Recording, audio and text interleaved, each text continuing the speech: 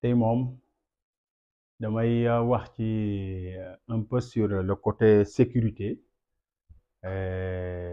milieu boo xam ne j'aime beaucoup bëri ci ay xarit di ci évoluer. Voilà, j'ai beaucoup d'amis, mais waxuma pour attaquer ou bien pour dénigrer ou bien pour peut-être sama xalaat. Voilà, parce que dama remarqué benn affaire mooy que à chaque fois depuis daaw, depuis très longtemps, j'organise des stages de système. Le plus souvent il y a des agents de sécurité ñoo xam ne surtout def nañ protection rapprochée ñoom ñoo may woo. Mais li ma remarqué toujours saa buñ la wooyee stage bi li ñu lay njëkk a laaj li ñu wax sa module bi lan la, est-ce que am na carte professionnelle, est-ce que am na diplôme. Man souvent dama ne naa man bon je sais pas, un stage d'un week-end, stage une semaine, naka lañ la ci mën a joxe carte professionnelle. Et carte professionnelle, c'est être professionnel. Carte professionnelle, c'est être professionnel. On peut pas être professionnel ci benn domaine boo xam ne jànguñu ko ba mokkal ko maîtriser ko. C'est ça loolu mooy professionnel. mooy da nga koo jàng xam ko mokkal ko maîtriser ko ba bari def ko sa liggéey. C'est ça qu'on appelle professionnel. Les mënoo ñëw nañu jàngal la benn stage nga lay laaj ay carte professionnelle. Donc ma ne leen je me suis dit à la fin que ñi ñi souvent dañuy miser trop sur le côté diplôme, carte professionnelle. Kayit yi rek la leen dañuy lijjante. Donc ils pensent pas trop au côté technique, la connaissance. Donc loolu vraiment muy loo xam ne daf may xaw a jaaxal ci mentalité sénégalais yi, surtout non les agents de sécurité. loolu lañ lay njëkk a laaj à chaque fois, carte professionnelle, diplôme ci stage boo xam ne dañ la ne samedi dimanche. Donc c'est comme si technique yi intéressé wut nit ñi, dina intéressé mooy les diplômes, les cartes pro, loolu moo leen intéressé. Donc je pense que loolu moom ñi ñi war nañ ci bàyyi xel. Xam-xam bi mooy compétence bi, li nga mën jëf bi ngay jëf nga mën ko maîtriser ko moo gën fuuf yow nga yor këyit yi te xamoo ko maîtriser ko. Voilà, loolu vraiment na ci nit ñi bàyyi xel. te am beneen bi mooy j'ai remarqué aussi beaucoup d'agents de sécurité, des éléments de sécurité du ñuy pratiquer les arts martiaux. Voilà, pratique nag bu ñu ko waxee nga ñëw di ko def à long terme, nekk ci ba am maîtrise benn base bu solide, loolu la ñuy wax pratique. waaye yow mënoo ñëw def benn stage karaté, def benn stage Krav Maga, benn stage Samado, boxe, ainsi de suite. nga ñëw ne maintenant j'ai fait ça. Voilà, c'est ça, c'est vrai que diplôme yi ak attestation yi day dimbali ñu bëri, parce que moi j'ai beaucoup d'éléments yoo xam ne à travers diplôme yooyu ñu déposé ci lañ leen, parce que tey boo nekkee à la agent de sécurité nga def protection rapprochée wala surveillance uniquement, gardiennage, nga dépose uniquement ce diplôme. Mais qui def la même chose que toi, il a des attestations ou des diplômes dans les arts martiaux, il a plus de chance pour ñu jël ko. So loolu moom voilà xam nañ lu yenu maanaa la, parce que dañu xam ne kii moo ëpp expérience kii, voilà. Donc je pense que il faut que nit ñi jàng. Gis nga buñ ne arts martiaux, on parle de militaire. Donc képp kuy def sécurité wala nga def force de l'ordre da nga ko war a pratiquer à long terme. Ça moom jarul sax kii, c'est la base. Donc vraiment maa ngi ñaax ñi ñu góorgóorlu. Il faut pas avoir le complexe wala leneen. Allez-y apprendre. waaw allez-y apprendre. C'est pas pour dans ci yenn université boo demee en Asie, en Chine, ainsi de suite, boo génnee avec un diplôme d'arts martiaux dans les universités d'arts martiaux, toutes les grandes portes de garde-robe yu bëri da day c'est ouvert, parce que c'est la base. Sécurité lañ wax. Donc tu dois protéger. Je pense que balaa ngay mën a protéger nit, il faut nga mën a protéger sa bopp. Voilà, man le conseil que je donne, allez-y, ñi ni nañ dem jàngi ak discipline boo mën a def. Voilà, c'est vrai que am na discipline yoo xam ne ils sont beaucoup plus adaptés dans le milieu sécurité. Demal def, mais yëpp baax na ak bu mu mën a doon, demal jàngi. waxu mën a jàng 1 mois 3 mois 4, jàngal ba approfondir am ci base yu solide. Il faut y aller. Gis nga loolu dans le domaine professionnalisme dafa am loo xam dafa nekk ci nit pour ñu ràññee ne diw c'est un professionnel xam li ngay def mën ko mokkal ko mais ak attitude yi comportement là parce que mënoo def sécurité defoo gestion du stress lu tax ñu leen di jàngal gestion du stress contrôle des émotions c'est pour que ngeen mën a dal parce que sécurité àndut ak tàngu xol sécurité àndut ak ragal sécurité àndut ak yàqamti sécurité dal la intelligence voilà donc je pense que ñi ni nañ dem te art martial loolu la lay jàngal voilà art martial waxuma bon y a des disciplines comme ni ma ko waxee yoo xam ne ils sont beaucoup plus favorisés dans ce milieu mais ñin da ngeen war a dem jàngi dem leen ngeen jàngi les arts martiaux bàyyi ñëw def benn stage Krav Maga wala benn stage Samado wala Viet Vo karaté système nga def en un week-end nga di jàng naa mais foofu dañ la booster on t'a juste boosté pour te maintenant elle va approfondir même boo mënta inscrire salle foo dégg stage demal ci stage demal répéter les stages ak pour mu mën a doon répète les stages moi j'ai des am naa élèves système yoo xam ne mosuñ inscrire wuñu salle mais fu ñu dégg stage dañuy dem bu ñu amee jot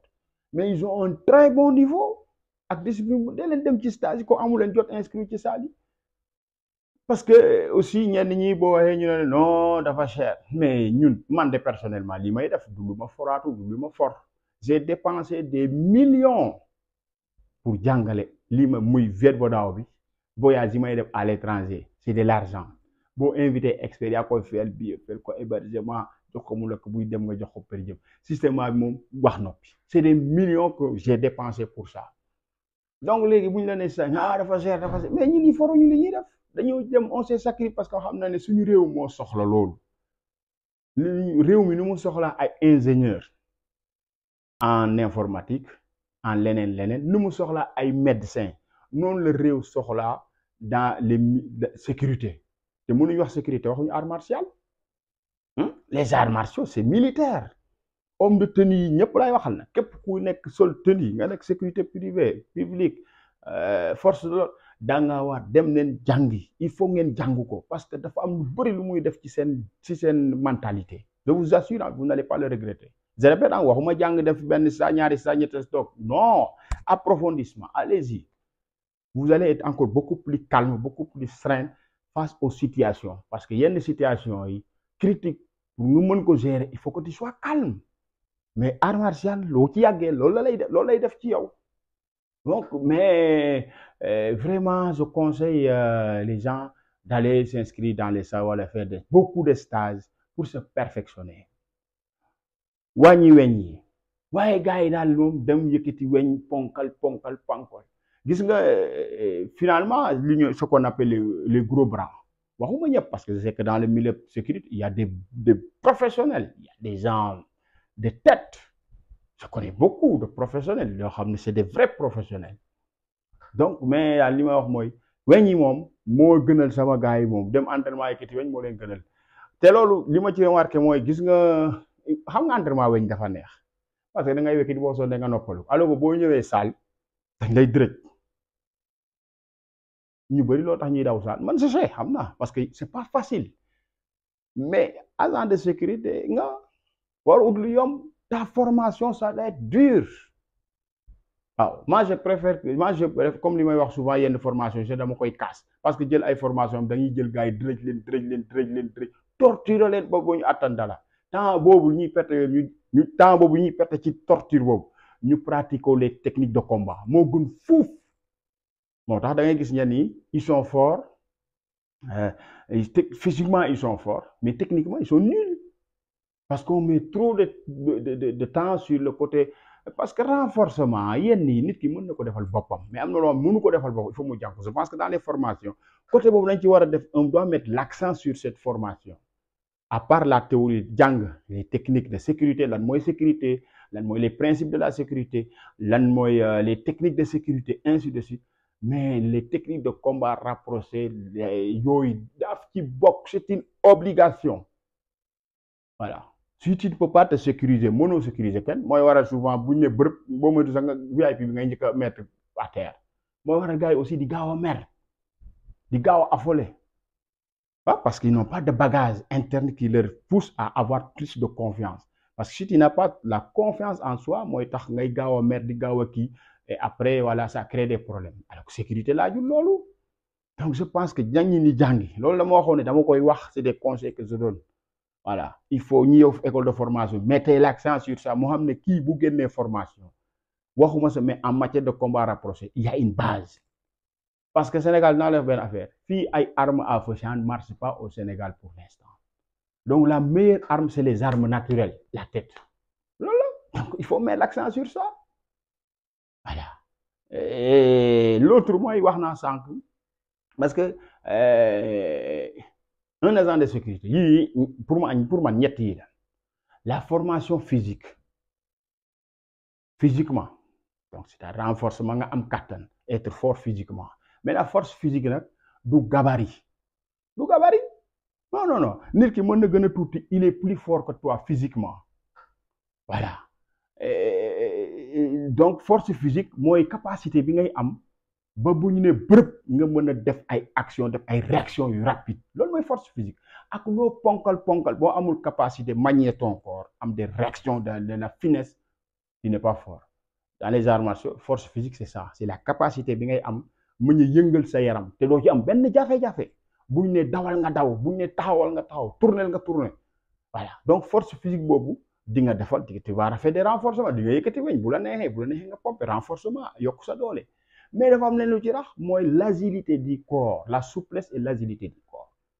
parce que yow tu as besoin des actions des réactions mais bu fekkee ne yow tu es trop tendu tu peux pas le faire c'est pas possible kon nga xamante dëgg c'est pas pour leneen waxuma ko pour il faudrait pas que mes amis qui njëkk wax je parle d'une manière générale c'est des conseils que je donne parce que man depuis plus de 30 ans je suis dans le milieu des arts martiaux xam naa li may wax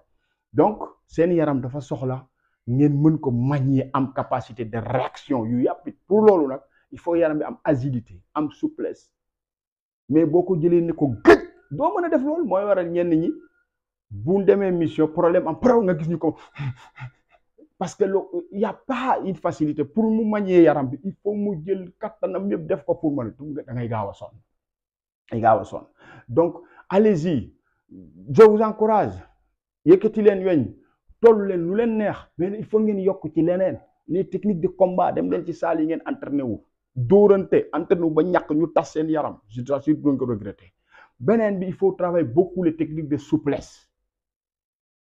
voilà parce que sa yaram lu mu ponkal da nga war a am capacité mën koo yëngal mën ko manier pour faire des actions des réactions yu rapides voilà beneen bi mooy le coffre-fort il faut ngeen am endurance takk leen seen dàll yi di daw da ngeen koy def il faut aller faire du sport ngeen di daw parce que d'accord le fait de soulever les poids je le dis encore mais parce que le physique mais il y a l'endurance aussi mission dafa laaj daw dafa laaj dox il faut ngay takk seen dàll di daw yi uti wala condition fi daw rek voilà donc c'est ça le physique ci la bokk bu ñu nee force physique mooy loolu kattan bi wax naa ko encore nit ki mën na la gën a tuuti ëpp la kattan parce que bu ñu nee ba dawal bu ñu naree daw fii ba 3 kilomètres topp daxante war a bi sauver un VIP mais boo amul force physique mënoo daw bu ñu defee 100 mètres 1 kilomètre ko parce que doo attan sa yaram bi alors que mënoon nga def renforcer ba toll lu la neex mais nga liggéey beneen côté bi pour nga xam ne yow voilà tu non seulement am nga kattan macha allah. mais yeneen yëpp daf ciy ànd donc bu leen sàgganee côté boobu allez-y renforcer vos physiques renforcer la souplesse les techniques d'arts martiaux loolu moom au quotidien ne serait-ce que 2 séances par semaine il faut aller dans les salles vous entraîner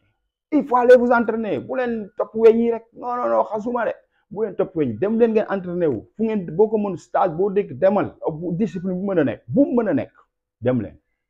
du ngeen ko rëccu voilà maintenant ce côté boo amee ce côté physique il y a ici le côté mental le mental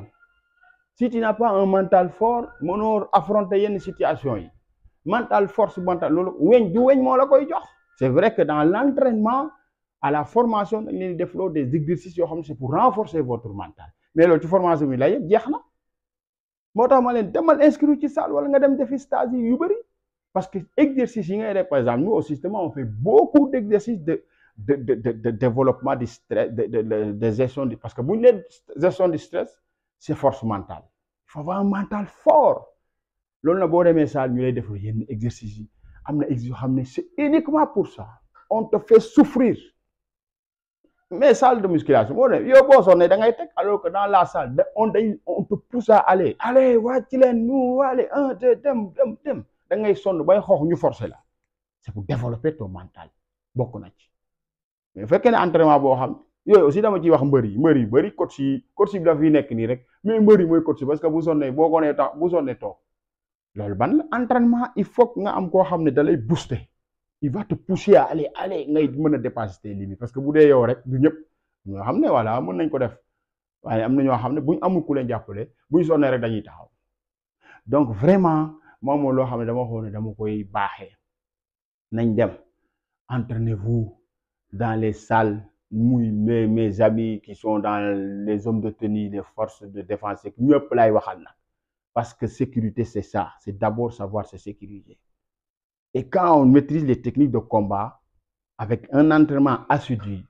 ça développe nos capacités mentales, ça développe notre force mentale. On a la confiance en soi. On a dogawa tit, on a dogawa mettre, dogawa patiner. Parce que tu as la confiance. Mais ñu ci bëri loolu la boo ko amul mooy war a bu ne bëpp nga commencé saaga fi dóor fii indi fa problème waaw meeting yi yàqu yu bëri agent de sécurité ñoo ko yàq léeg-léeg ngeen dem ci koñ booy tàcc fi wala dooli fa ay xeex yéen a ko rek parce que ni ngeen aborder la dissuasion ça fait partie d'accord man nga dissuader ça fait partie de la sécurité mais à tout moment te ñun lu ñu seetlu man li may remarqué dans la sécurité la plupart du ñëpp ñu ci bëri dissuasion rek la solu ba jeey solaj ça n'a pas de sens. Dissuasion, la discrétion dans la sécurité. Discrétion, la personne qui pratique la sécurité en toute discrétion parce qu'il a la confiance en soi. Je répète quoi. Si on n'a pas la confiance,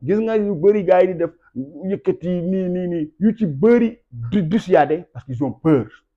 La personne qui a la confiance en soi, souvent il est toujours discret. Parce que dans les situations, il est tranquille, il peut gérer ça. Parce qu'il a tous les bagages qu'il faut pour pouvoir gérer.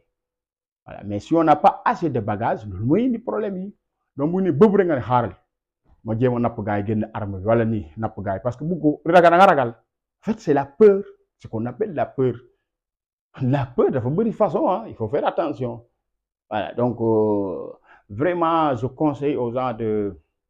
d'aller pratiquer. Moi je suis un pratiquant des arts martiaux je vous assure vous n'allez pas regretter dem leen inscrire ci salle ngeen dóorante comme gaay bon moyen de compétition demal sinon tu te limites sur le côté combat rapproché sur le côté lenen allez-y tous les grands mais dem len dans les certains pays tels que la Chine